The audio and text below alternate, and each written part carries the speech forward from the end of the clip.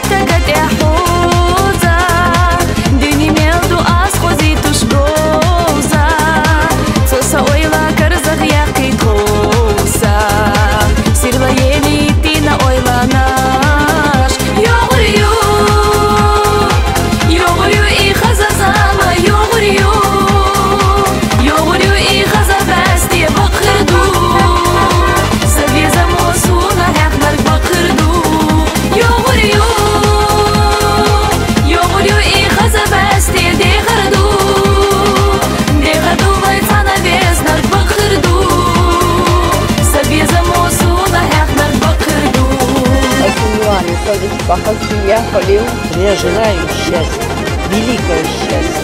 Я хочу пожелать любовь, счастья.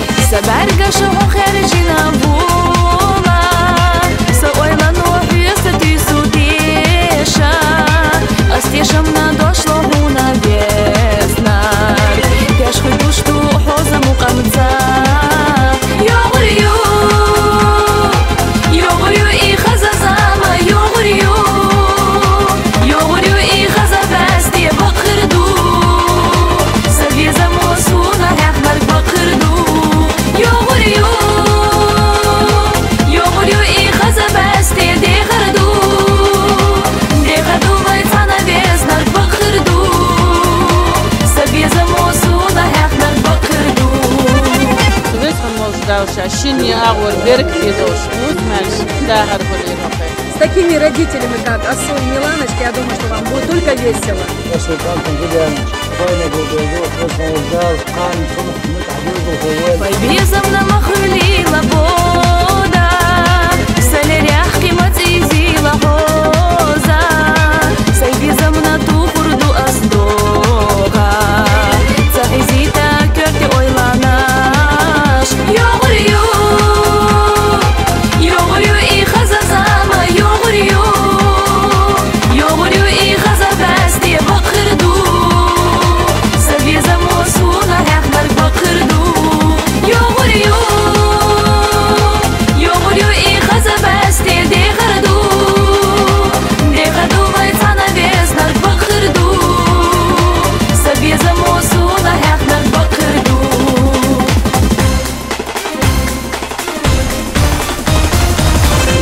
Мероприятие.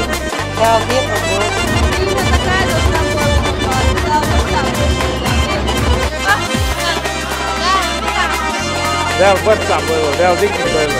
Del que çok mu bekletti. Del Barça abuelo, del Beto Goiço. Del все да, как ты.